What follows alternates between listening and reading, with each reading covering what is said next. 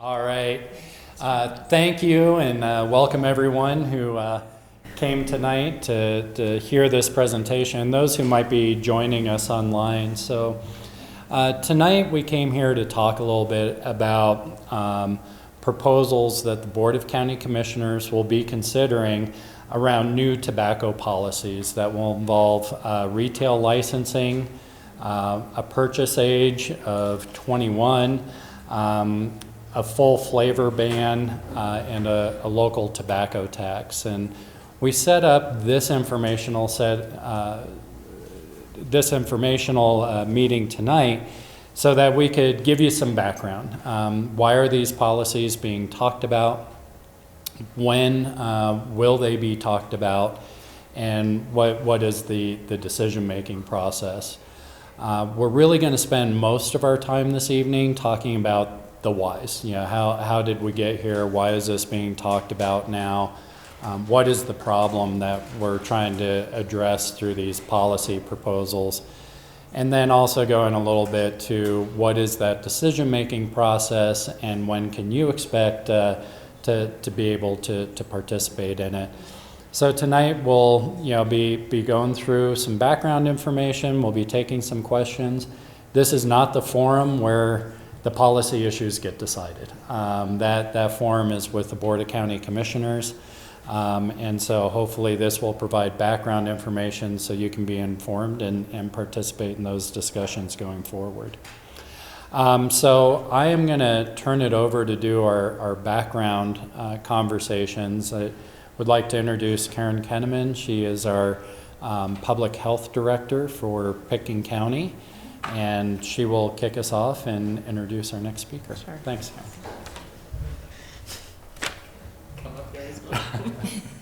Yeah, so good evening and thanks for joining us. So we have a pretty formal presentation for you. We weren't sure how many people were going to come, and we also recognize it's being televised, and we want to allow everybody to have a chance to hear all of the information, as John said, and to get some education so that you feel like you know and what's being proposed, as well as an opportunity for you to ask questions for us, at least from a public health standpoint. We can answer those questions. So I can speak to, we call it a tobacco tax or a unit price increase. And then Risa, who's really our expert on tobacco within our department, will speak to the other components. So tobacco 21, the retail licensing, as well as the full flavor ban. Because of the nature of the funding that comes to us from the state around this work, it comes from Amendment 35 funds, which is tobacco tax funds at the state level. Arisa cannot talk to the unit price increase. So if you have specific questions about tobacco tax, direct them to me and I'll be able to answer those, but she's really great at answering all of the other questions. So I'm actually gonna kick it off to Risa to start the presentation, and then I'll pick up a little bit later. And I'm just curious, if people don't mind, if you could introduce yourself and just let us know your interest in the topic. Sure. Okay, thanks, Andrew. Andrew, representing my family, the Wicks family, and have a retail establishment in Snowmass that does sell alcohol and tobacco, among many other things. Great, thank you. Jeff Reese. My parents own Airport Liquor. We sell tobacco there. Great, thank you, Jeff. My name is Jill Rubenberg, and I'm a case manager with the Buddy program, so we serve youth and families from Aspen to Carbondale. Great, thank you. Okay. And we have another public health member that helped us set up the room. So. Thanks, Karen. Thanks, everyone, for being here. Like Karen said, this is going to be a little bit of a formal presentation, but really want to make time for you all to have a chance to ask your questions and better understand the issue. My name is Risa Turetsky. I'm the Health Promotion Program Administrator. It's a long title. Really, I run our tobacco program for Pitkin, Eagle, and Garfield counties. It's a regional program funded by the state. And in my other world, I guess, I'm also a nurse practitioner, and I've worked mostly with at-risk teenagers for my career.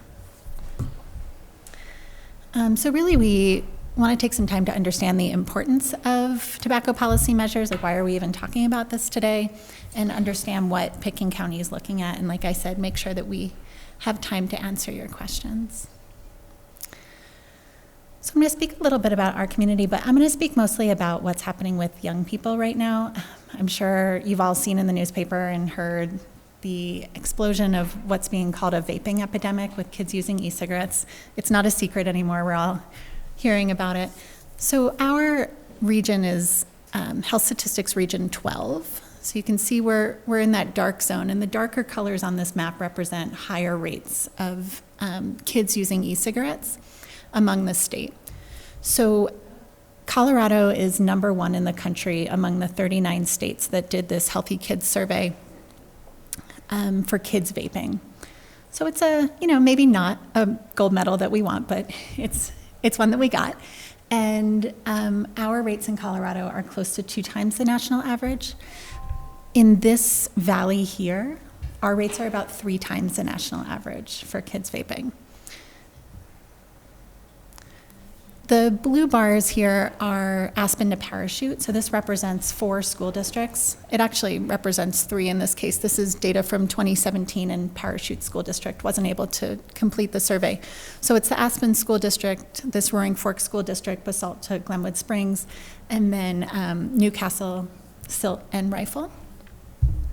And the yellow bar is the state average. So we're quite a bit above the state average in terms of kids who say that they've ever used an e-cigarette and kids who say that they've used an e-cigarette in the past 30 days.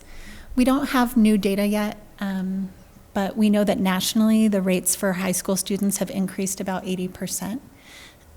So we're waiting to see what that's going to look like here when we do the 2019 survey. And we can see that between 2015, which is the first row, and 2017, there's been a large increase. And when we look at the Aspen School District, it's actually doubled from 21 to 42. This is, again, that whole valley. So between 2015 and 2017, we've seen a doubling.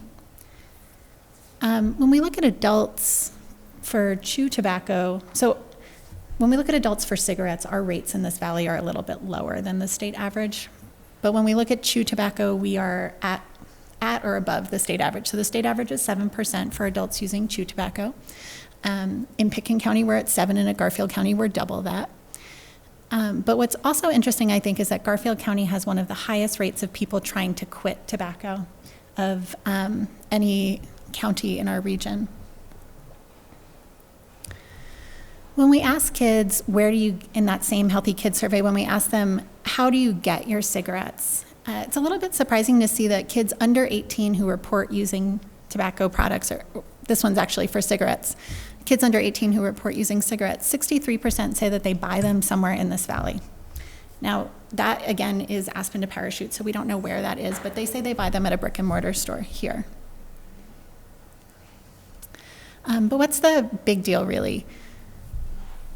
When we think about kids and their brain development, we're now learning that kids' brains develop up to the age of 25. And that means that their ability to learn, their ability to remember stuff, the way that they develop their impulse control is still developing until 25. And nicotine really has some pretty serious effects on how the brain develops, how those circuits are created.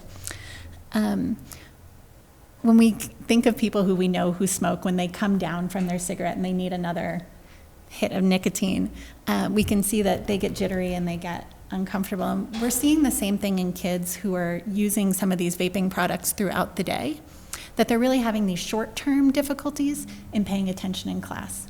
But what we're also seeing is that the use of nicotine really young is going to create those same difficulties in learning and creating memories and being able to focus and being able to pay attention in the long term. So that's not going to go away. In that 2017 survey, when we looked at the middle school, 1 out of every 5 8th graders had used an e-cigarette. We're actually seeing some 3rd graders come in with e-cigarettes now, which I don't think is because they know what they're doing. I think it's because their older sister or brother is using it, and they think that it's the way to be cool. I was talking to some kids recently, and they told me it's not even about using the Juul, it's about having the Juul, because then everybody wants to be your friend. And if we can remember back to our middle school years, when we just wanted everyone to be our friend and we didn't feel cool, and for some of the kids who are really struggling with making friends, I think that's becoming part of it. Another thing about kids' brains is that they're uniquely vulnerable to addiction, and the way that nicotine works, we're learning that it's one of the most addictive substances in the world. I don't really know how you measure that, but people who measure that have found that some of the addictive potential is close to that of heroin. And kids' brains are uniquely vulnerable to that, and it actually teaches them to depend on a substance rather than depend on their own ability to rebound.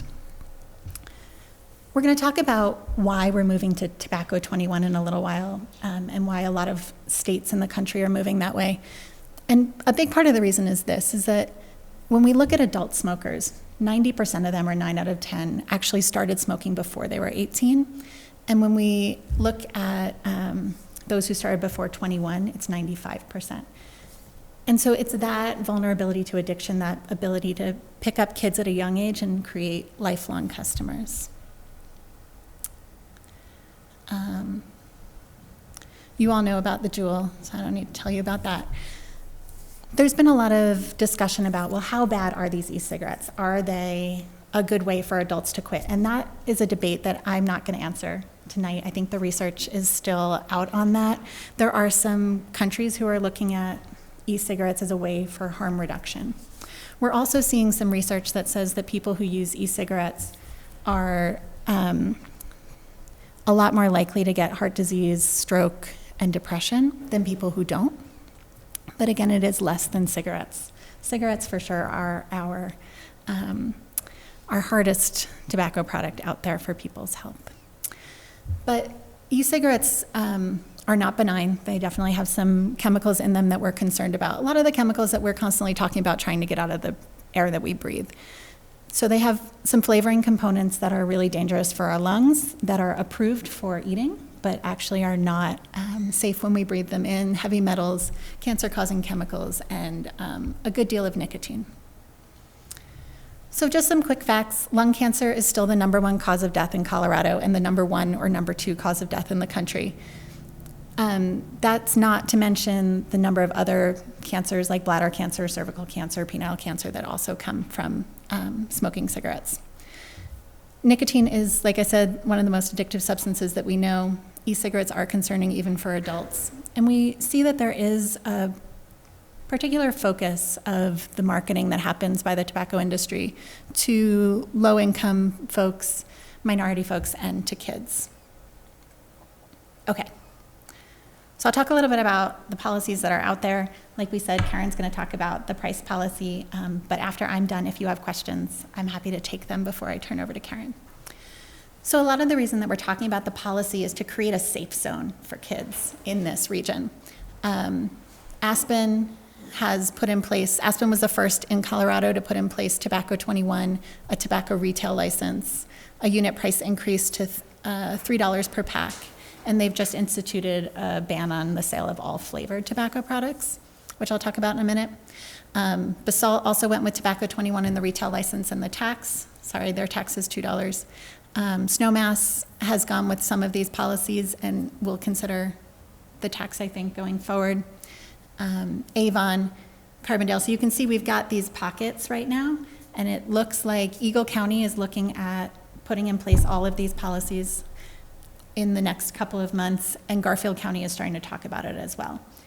Part of what we hear from the retailers when we go out is, well, it's not fair if we have to abide by this policy and people literally walk across the street, and so their business moves. And so some of what we're trying to do is to even that playing field, but also to create that buffer for kids and other people that it's not just a matter of going across the street.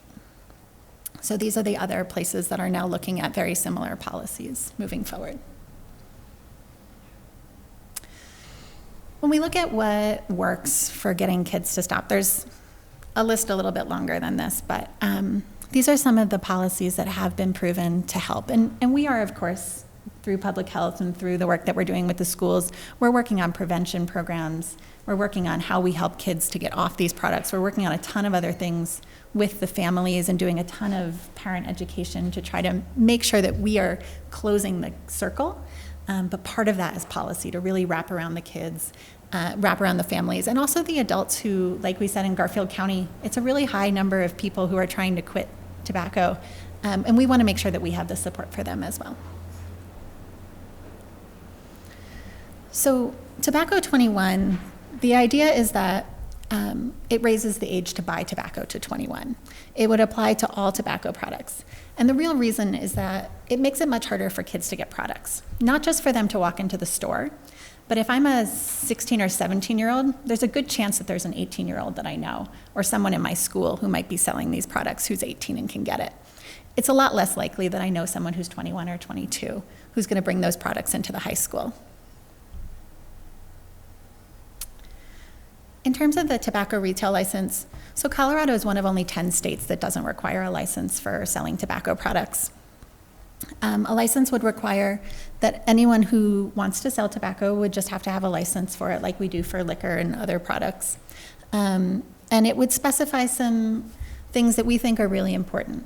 Currently, the training program for retailers is created by the tobacco industry and has not been proven to be effective in helping clerks at the front be able to make that decision about carding people and selling. So we'd like to just offer that for retailers, that they designated a more appropriate and more effective means of training. And then we could have some specifications in there, like we need signage that says that you have to be over 21 to buy here, and a certain distance from the schools to make it so that what we're hearing is that a lot of kids, it's an open campus at lunch, and so they walk off campus and they can go get products during the day. I think the other thing that's important about the license is that it does provide some assurance that everyone's being held to the same standards. So in Carbondale, after they put in place Tobacco 21, the law enforcement team went out and they did a compliance check to see how it was going, just like the FDA does with the liquor and things like that. And only 6 out of 10 stores passed that compliance check. So the idea is to just hold everybody to the same standards and make sure that everyone's accountable. In terms of the flavor, I'm going to talk about this a little bit more, like I said, but the idea of the flavor restriction would be that only the tobacco flavored products would be sold. Like the Jewel comes in Virginia Slim, or it comes in tobacco, and that's tobacco flavor, but creme brulee and cucumber wouldn't be allowed. It would apply to all tobacco products, including menthol and mint, and the idea is that flavors are designed to appeal to kids and designed to give the impression that this is a safer product, more like candy or gum. I feel like I'm talking a lot, but I'm almost done. So in terms of flavors, in a national survey that was done asking kids who use tobacco, what they use and why they use it, 2/3 of the young tobacco users said they use tobacco because it comes in flavors that I like. And so that's everything from what we're seeing in the vape shops, like the Lovely Bubbly and the gummy bears and the, I don't know what else, to some of the products that we see coming in different flavors. Like now I see the cigarillos come in white peach and mango flavor, and the Zyn comes in every flavor of mint that looks like gum and candy. But also the menthol. Menthol has traditionally been used as a way to help people get started because it really smooths the way that cigarettes feel when you use them. We know that 50% of kids who start using cigarettes are using menthol, and 50% of kids who start using e-cigarettes are starting with mint. It's just a really calming flavor that makes the whole thing feel a lot smoother.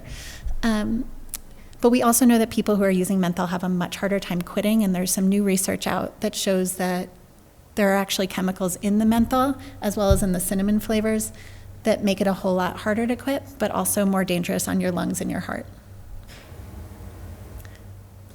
I'm going to stop there. I think, should I take questions now? Yeah. I think that would be great. So I guess I'll just stop and see if there's any questions on those policies before Karen talks about the price. What would the proposed distance be as part of the retail license? That's a good question. So for the most part, what towns in Colorado are looking at is either 500, it's not feet, so 500 yards or 1,000 yards. So we haven't gotten into that specific yet. Does Snowman's have anything right now? Or? Snowmass, yep. So Snowmass put in place the increase in the age, and they put in place the license. And we have heard rumor that they might be looking at a price increase. And they did not have any distance from the school because there isn't a school that they felt like they needed to be at a specific distance from. They weren't worried about the daycares. This is maybe a really broad question and basic, but given that so many parts of it are already in place in most of the Pitkin County municipalities, what does instituting the policy countywide? Good question, Jill. Thank you. I should actually repeat your question. I'm sorry I cut you off, but I'm going to repeat your question because I realized that people online couldn't hear you. So your first question was, what does Snowmass have? And the answer is that they put in place Tobacco 21 and retail license. And the next question is, why do this if so many places in Pitkin County have already gone ahead with these policies? And the answer to that is, and this is something I'm still learning about Colorado, is that there are retailers within the county that are not under those municipalities' rulings. So we have kids in Aspen coming to parent meetings and telling us, well, that's fun, but we just go one stop down and we can get our products. So we're trying to make sure that there's consistency for all of the retailers. It also makes it more, I don't know if fair is the right word, but fair for the retailers in town who are saying we're losing our business to ABC, to Glenwood, to wherever, to just move down. So it'll just make everybody under the same regulation. Does that make sense? Yeah, but the goal to achieve this in Pitkin County is also obviously really tied in with the goal of achieving it in Eagle and Garfield, to have that uniformity across the whole region. Right. So the idea, exactly what you said, I'm just going to reiterate it for the folks who might be online, is to have uniformity, is to work together as the three counties to where we know that there's so much mobility between these areas for adults and for kids, is to really make everything feel the same and have the same regulations, and like I said, create that safe zone for kids. We're going to work on Mesa next. We're getting there. If anyone would like to just ask a question. Do you mind coming up? We can bring the chair over. You can bring your chair over. Yeah. Just to the mic. So that everyone else can hear you. We have this chair too. I just moved it so you wouldn't have to look over it. Probably nice and long, too. It is. So again, I do represent a retail store, and so if you don't mind, I'd just like to respond to the three policy proposals that you have. We personally agree with Tobacco 21. We instated that policy voluntarily prior to it being enacted in Snowmass, and I think you guys are aware of that. And I also agree with having the retail licenses for the reasons that you explained, consistency and accountability. I guess just on the flavor restriction, and I'm sure you've heard it many times, I just take issues with not being able to offer flavors and giving adults the freedom to choose that flavor. I'm not a tobacco user myself, so I'm not necessarily trying to hold on to a type of product that I personally engage with. But for example, our newest, hottest selling product in the liquor sector of our store has been spike seltzers over the summer. And they're very appealing. I imagine they would be appealing to youth. But the amount of adults, and it strikes me, not a product I use, but people that are 20, 30s, 40s, 50s, 60s that like to engage in this flavored seltzer water, it just worries me what kind of state exists when we're banning flavored products that are supposed to be up to an adult's discretion. So I just take issue with that, I guess, on an American value system, as much as from the retailer, and I'd like you to respond to that. And Sure. Yeah, thank you for that. And I'm just trying to get on board too, Yes. so that's. And I really appreciate you being here today to ask that question, because I know that there are a lot of other retailers that have the question. I appreciate you being here in general, but also to ask that question. And I'm going to do my best to answer it, but if I don't answer it fully, let me know and I will try harder. So, and the other thing I wanted to say is thank you for going ahead and putting in place Tobacco 21 before the policy came down. We know that Roxy's, I believe it was Roxy's at ABC, also did the same thing. And that's amazing. That is really response to the community and response to the issue, and we're just really grateful for that kind of forward-stepping motion. In terms of the flavors with adults, I'm going to give an unsatisfactory answer first, which is that tobacco kills so many more people than alcohol does. And so when we try to align tobacco and alcohol, we're talking about really different things. Tobacco kills so many more people, it damages so many more families, and it damages so many more lives. And we do have an alcohol addiction problem in the country, but we have so many people who use alcohol who are not addicted to it. And I think when we think about personal rights and independence and freedom, being addicted to a product like nicotine isn't a freedom. It's when we think about the amount of money that people spend, it's in the thousands in terms of what they are spending per year because it's a product that they're really addicted to. So I think that is, for me, a lot of the reason why it's different and why the conversation's different. In terms of nicotine flavors, another thing that I think is different is that, for the most part, nicotine flavors are a starter product. We have some adults who use flavors, but it's more of an incidental thing than the majority of adults. The majority of young people are using flavors. As people get older, they tend to move into potentially menthol, but more other tobacco products that are not necessarily flavored. And I know that we do have people who stick with the flavors, just like we do have young people who start tobacco on a regular flavored product, like a regular Marlboro. And so what the concern really is that when we put that product on the shelf that is designed to look like something candy and something safe, and when parents are bringing home that product that looks like something candy and something safe, it gives the impression to kids that this might be a product for them, and therefore encourages that early start. The tobacco industry even calls flavored products a starter product. That's a word that we got from them. So the intention is not to remove this product from adults' choice, but to say we don't want that on the shelves where kids see it in our community, because we don't see tobacco as a product that is made for young people. And so if we're going to have flavors, we'd like people to try to buy them somewhere else. Does that make sense? I know I'm not, but that's the idea.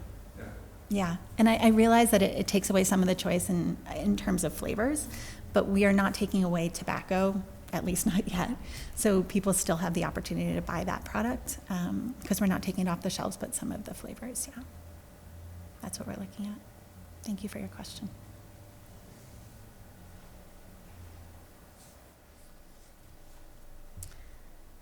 Should I turn it over to Karen? Sure, if there's no more questions about those three components, jump in for the last one. Thank you. Yeah. Sure. That would be great. That'd be great. So I'm just a little bit curious to know, with the retail license, what sort of what kind of mechanisms would that give? Who would be responsible around enforcement, and then what any infractions would mean and look like? I'm just curious about that. Yeah, that's a great question. So that hasn't been fully decided yet because we're still looking at what makes the most sense for the county. I can tell you how it's being done in other places. So Basalt and Carbondale and Aspen, the law enforcement team and public health or environmental health is responsible for just going out and making sure that when we talk about retailer education and education for the clerks, that everyone has a mechanism in place for that and that everything's going okay. And if there's questions, they just check in on those things. In terms of doing those compliance checks, so the state generally does the checks The FDA and the Department of Revenue come out and they do checks just like they do for liquor, right? And they do these underage compliance checks where they come out with somebody who tries to buy a product and they see how it goes. If we raise the age to 21, the state will only do up to 18, so we would be responsible as the county to fill in the rest of that, and we're still looking at how that would work. Carbondale and Basalt, the law enforcement teams have done it. It's where they've gone out and just done the checks like the FDA and the DOR have done. The last couple checks in Carbondale were very successful, and Basalt, everyone passed and there was no issue and no concerns. And so that is what enforcement and compliance checks would look like. In terms of the license, we're still looking at what the license fee would be, and it would just be a matter of then if a store did have an infraction, there's sort of two camps. One is that there's a fine, and the other one is a short-term suspension, and so it's still looking at what that would be. I'm interested to hear any thoughts on it. Jill, did I answer your question? Yeah. Okay. Okay, so I'm going to talk about the last really component of this whole tobacco policy package, and that is tobacco tax, or we also refer to it as a unit price increase. Let's see if I can try this a little bit. So for the unit price increase, what the county commissioners are considering right now is looking at putting on the ballot in November a tobacco tax. And they're trying to align this with the city of Aspen so that there is that consistency and that there, in essence, folks aren't necessarily price shopping, that there's consistency throughout the valley, but in particular, really the borders between Aspen and unincorporated Pitkin County. And so to align with the city of Aspen had passed a $3 tax with a 10-cent escalator every year until they hit $4. So they're in year 2, so we're looking at if we implemented this tax in 2020, that we'd be starting with a $3.20 tax, and then a 10-cent escalator on that as well, so that we would look at 10 cents to match inflation as time went on. Also a 40% increase on all other tobacco products, so past cigarettes. And again, to really go back to what Risa was saying, this is really, youth are price sensitive. We know that as taxes increase, use decreases. There's a lot of studies that have been done to show that relationship. And so we know this is one of the most successful ways to actually decrease youth use, and also to decrease general use, I would say, across all ages. And that Colorado has not kept up with the times as a state and really increasing their tobacco tax. It's one of the lowest in the country right now. And in addition to those pieces, we're really looking at the unit price increase as an opportunity to drive down use.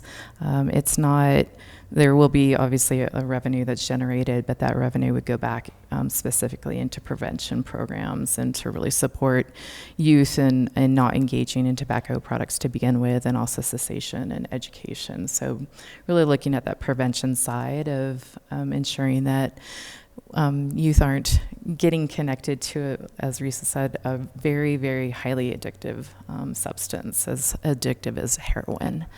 So this is the first initiative that's coming to the county commissioners, and wanted to make you aware that we're doing a work session on August 13th, and then the first read will be August 14th.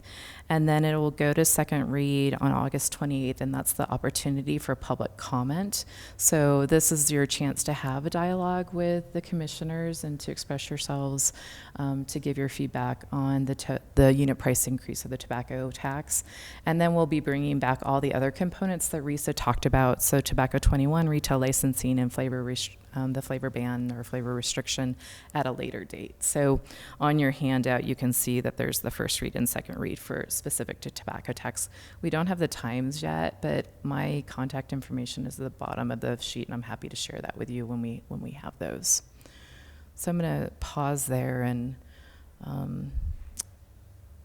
sort of didn't go through the presentation, but I think I shared all this information with you as far as where Colorado is and the relationship between use and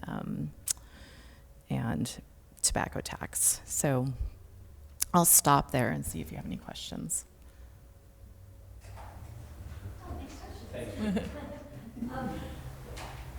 So, if I'm reading this handout correctly, I just want to make sure, is the unit price increase something that is taken to voters by the county? And the other three issues, are those also brought to voters or just made by the county commissioners? Yeah, so the tax is a ballot initiative, and the other three components are an ordinance. So they would be brought to the county commissioners in an ordinance form, and the county commissioners would choose to approve those or not.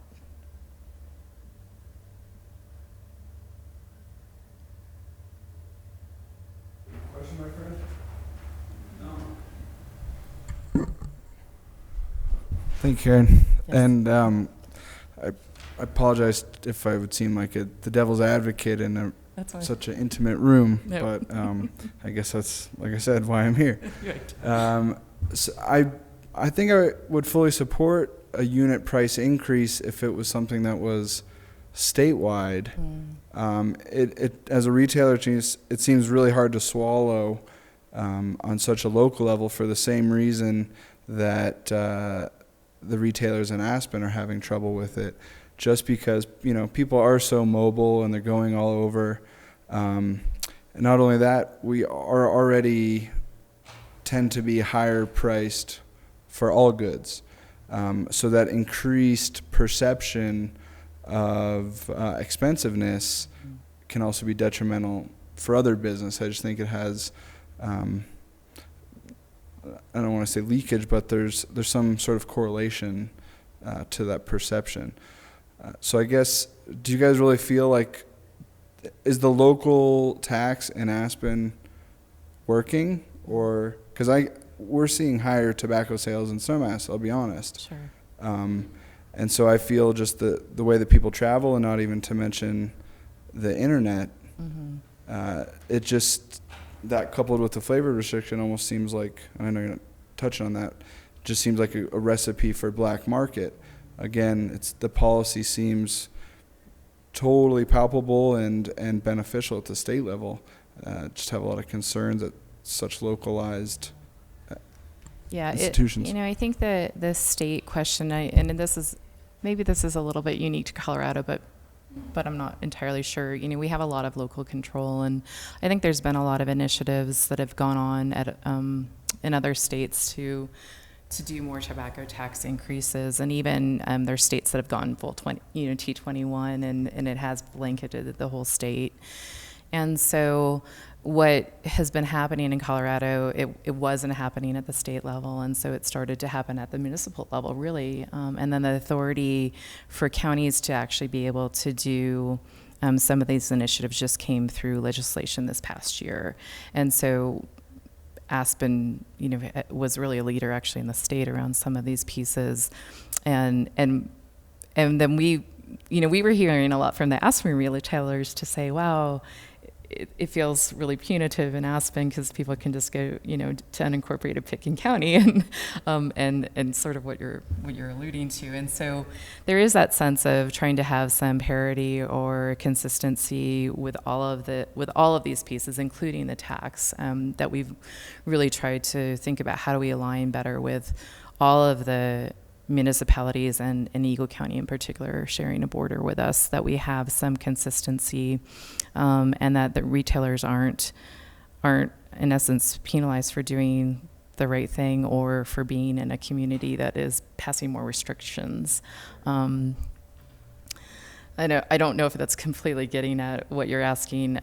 As far as the efficacy in Aspen, they've just started to collect that data. What the research shows is that a community should wait about 12 months and let all of the processes and policies go into effect, and then start to collect the data and see how it's impacting the community. So I will say that I believe they've just started to collect that data, and we don't really have the results yet.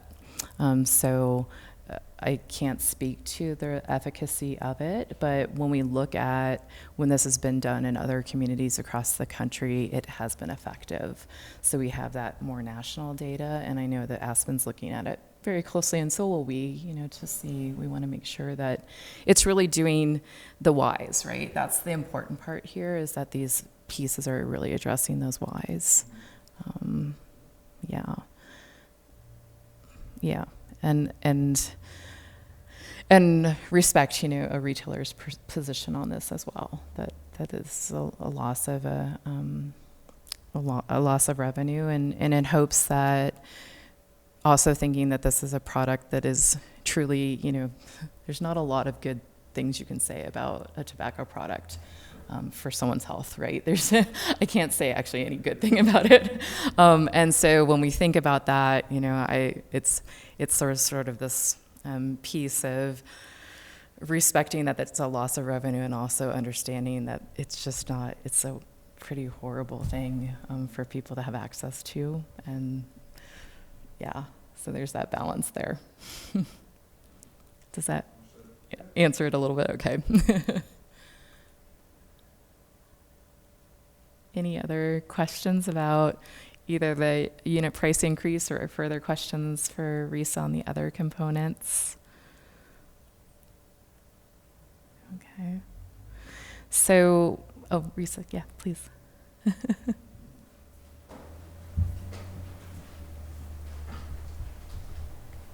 Just about all the policies in general. I think one of the reasons that we have a slightly higher onus on us right now is that we have one of the highest rates in the state and one of the highest rates in the country. So we are in a situation right now where we are scrambling, and parents are asking at the schools, like banging down the doors, why are my third graders, my fourth graders, my fifth graders being offered vapes in the bathroom? So we have a situation that we're trying to deal with. And I don't know, Jill, if you want to say anything about what you're seeing in the program, but we have a slightly higher need at the moment to address. I do want to just ask a question, and which is to see if you have any thoughts on why the rates in Colorado are so much higher nationally. Is there any research or theories on that? I haven't seen good research. I've we obviously talk about it, and there are some theories. And the two theories are, one, that Colorado has some of the most lax policies. So like I said, we're one of the 10 states that doesn't license tobacco products. We're in the bottom 10 for state taxes. So like you said, it would make a lot more sense for these to be state policies, because our policies right now are not addressing the issues. There are also several states that have statewide flavor restrictions, not comprehensive flavor restrictions like what Aspen passed, but other sorts of flavor restrictions at the state level.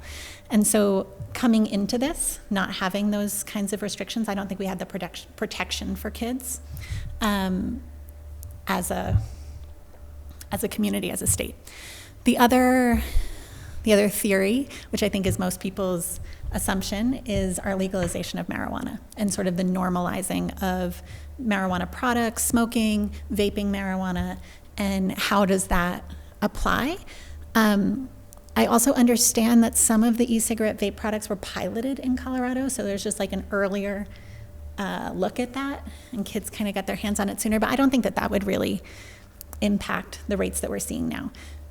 When I moved here a year ago, I went out to all the school districts and started talking to people, and I said, why are our rates so high here compared to Colorado?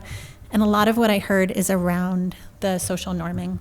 So if your parent has, you've all seen the Juul, the PAX Labs started making the Juul, and they make a marijuana vape product that looks exactly the same with different edges.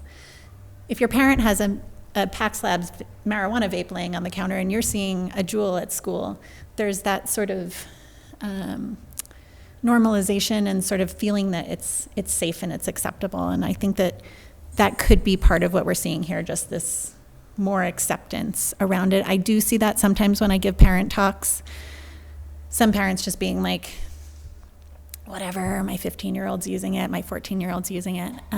But I don't see a lot of that, and I don't think that those are the parents who come to my talks.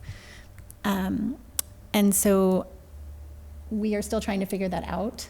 We still see a large I presented in Carbondale recently, and I presented some numbers that showed that 30% of kids say that they were sad most days out of the last week. And I think that we are definitely hearing from some kids that they're using this to cope.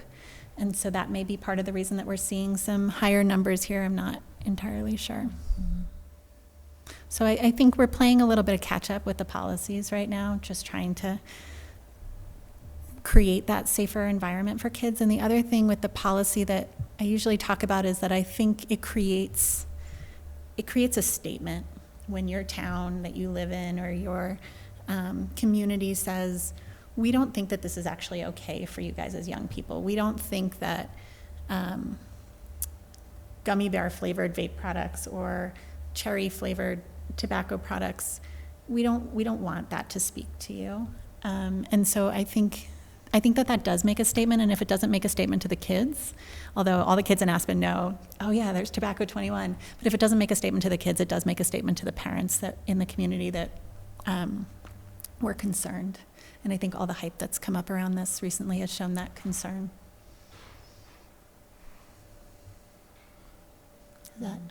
Yeah, and I'm not exactly answering your question, but there's so much, we talk about the marketing that the big tobacco really does. And it is, as I moved into public health and started to really understand the level of innovation that tobacco companies are doing, that Juul, the biggest vape company right now, has been bought up. 30% of it is owned by Altria, who is big cigarette, and just sort of the strategies that big tobacco will continue to employ to get more and more people hooked to nicotine. And when I think about, in essence, the enemy, it truly is big tobacco, and we are fighting a Goliath. As small communities and as parents and people who care about other people's health, this is a huge Goliath, and that's the innovation and the strategy that just keeps coming down the pipe. There's other products that are coming out beyond vape products that are just starting to emerge, and so feels like we're always behind. We can never get ahead of it. Policy is one of those ways that we can actually protect the whole community. You can do a lot of education and cessation work. It's very individualistic.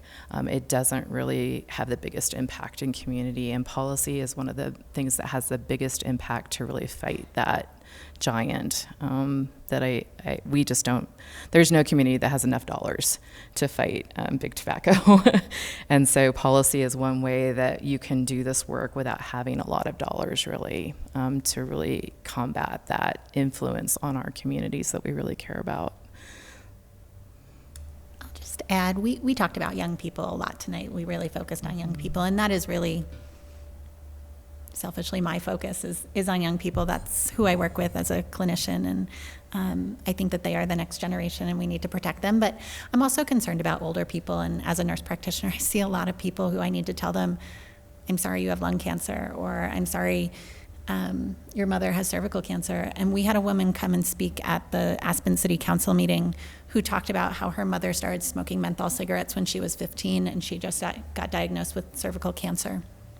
We had another woman get up, who wasn't with us at all, who got up and said her sister just got diagnosed with terminal cancer from smoking cigarettes since she was young. And so we're talking about our adults now, we're talking about our adults of the future, we're talking about our next generation of kids who will be adults, and how do we, like Karen said, protect them from what is so easy to just pick up when you're young and get addicted to. I mean, if you've ever smoked a cigarette, it's a good feeling, and there's a reason why people are addicted to it. And so I think it's really just that protection that we want to put in place. Come on up. Yeah, there's only a few of us. Questions. Get comfortable. I was just going to add a couple things just anecdotally from my own experience, and one of them is it related to the fact that my husband is a teacher at Basalt High School, and what I hear, and my daughter is a senior at Basalt High School, and she and he both talk about just how rampant it is. And the reality is, she will talk about kids who literally are so addicted, both a psychological addiction and a physical addiction, that they cannot get through a 50-minute class. They are so agitated and need to be getting themselves outside or to the bathroom because they're needing to get, another hit off their vape, or I don't even know what they refer to. It's a rip. A rip, thank you. So I do agree with you that, I think anything our community can do as a community to spread that message. I do like to share, my daughter is a softball player with the goal of being on a Division I softball team in college, and we were on a family vacation last year and found that she and her friend who was with her had a Juul, and we had been saying to her since she was little how addictive and dangerous tobacco was. And this is the quote unquote good kid, good student, athlete, who has so much to lose if she's caught vaping, if she becomes addicted. Her entire, future with her softball is at stake. But it just speaks to sort of that adolescent brain that you were talking about, that they're not necessarily they don't have the executive functioning skills to be making good decisions, and for whatever reason, it is so readily available. She said they wanted to try it, another friend had lent it to them, that, if they have a friend that has an older sibling, it's that easy for them to get. Just from experience with the Buddy program, a lot of our mentors are coming to us and letting us know that this has come up with their little buddies experimenting with it. We know absolutely that even our mentees that are as young as in 5th grade, we know have been vaping, and you spoke to even younger than that. So I really appreciate the efforts you all are making, and I appreciate you as retailers being open to considering being on board with things that we can do around prevention. So thank you. Jill, thank you for sharing. And because we're such a small room right now, I just want to make sure that it doesn't feel like any pressure on anybody. Like there's absolutely no fault finding. Like Karen said, we have one focus, which is the tobacco industry. And I think, thank you for sharing your story. And I guess I should share also that we are seeing the first increase in regular cigarette smoking in Aspen, Basalt, Carbondale, and Glenwood since e-cigarettes have taken off. So it's we talk a lot about the e-cigarettes because that's what we're seeing as a boom. But the increase in cigarettes is the first that we've seen in many, many, many years. There's been such a decline in kids smoking. And when we look at seniors up the valley as well, up and down the valley as well, 1 out of 5 are using chew tobacco every month, is what they tell us. So these are just we just don't expect that kids are using these products now, and we're surprised to be seeing that.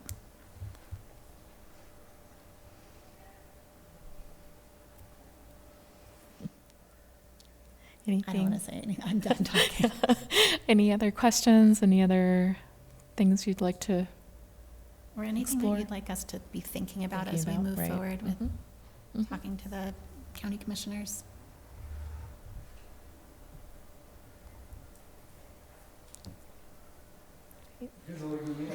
I don't know, I'm just looking around. There's only 5 people to look at. Okay, I'm one of 4. You're right. As well. That's just the Speaker human behavior.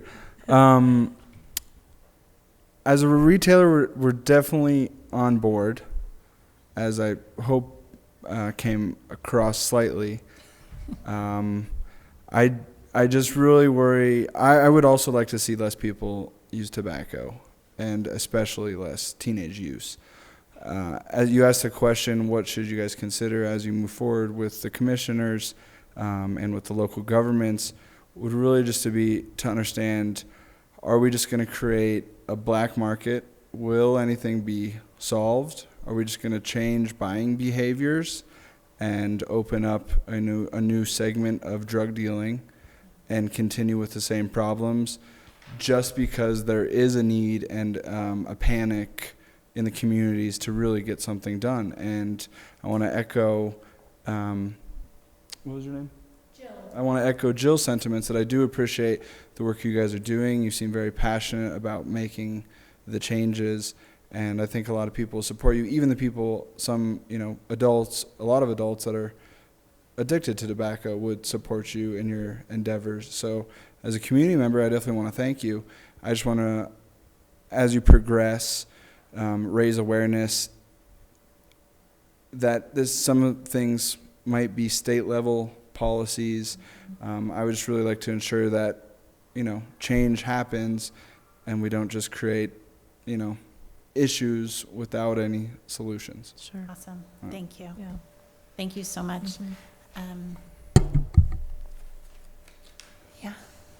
I can't speak to cigarettes and chew. E-cigarettes can still be ordered online by adults. They've actually put in some interesting age protection for, like, Jewel has put in some really interesting age protection that I had never seen before.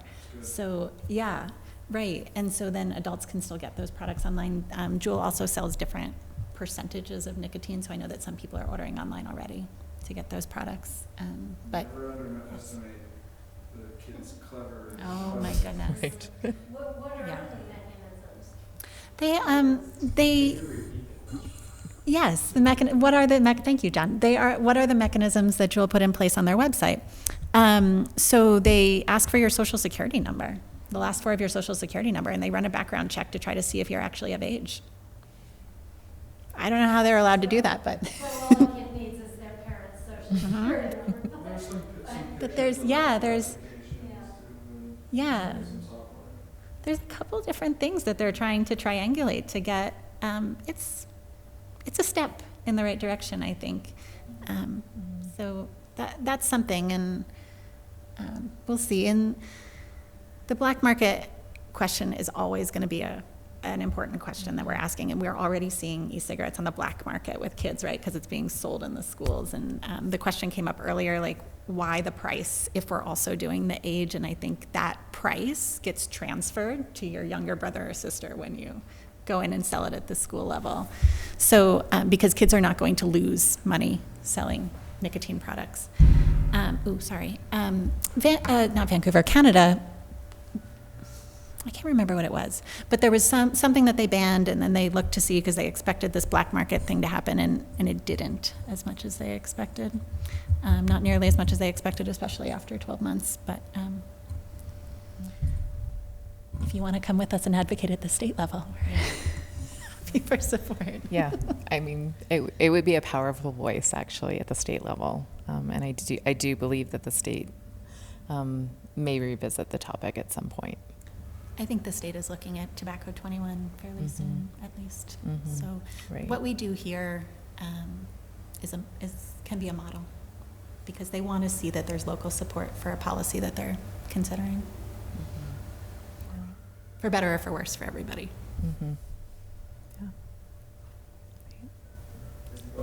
Yeah. Thank you. And We're probably ready to I think so. John, would you like to say anything else before we? I don't need You to go to say the next anything else slide. other than, thank you guys. That one is Let the me get to dates. the mic before I get yelled at.